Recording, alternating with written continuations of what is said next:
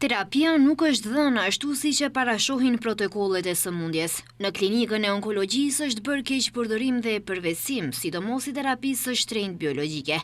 Këto fakte ishin thënë edhe në storjet gazetareske për rastin e onkologjisë, por tani konfirmohen edhe nga prokuroria, e cila formoi lëndë për këtë rast dhe përfundimet e hetimeve kanë treguar se përgjegjës për këtë situatë në onkologji akuzohen të jenë 2 drejtorët e klinikës dhe 4 mjek onkolog.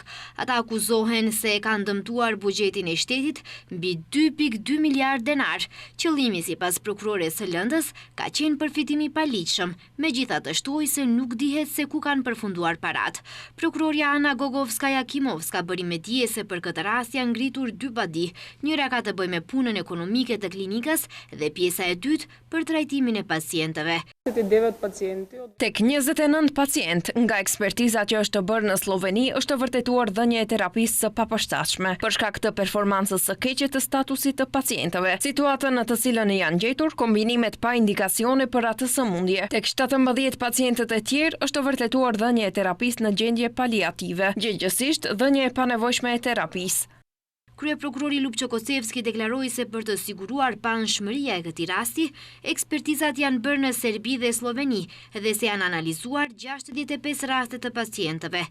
Ky rast duhet të jetë leksion për të gjithë ata që janë përgjegjës, që të merren me përmirësimin e protokolleve për punë për të gjitha institucionet shëndetësore, rasti onkologjia dhe sidomos ekspertizat mjekësore të dyja vendeve. Për fat të keq, tregojnë se tek ne gjendja në shëndetësi është përkeqësuar vazhdimisht. Shefi prokurorive të Shkupit Gavril Bubevski bëri me dije se të akuzuarit akuzohen për vepra të rënda penale, siç janë keqpërdorim, mashtrim dhe përvesim dhe vepra të rënda kundër shëndetit të njerëzve.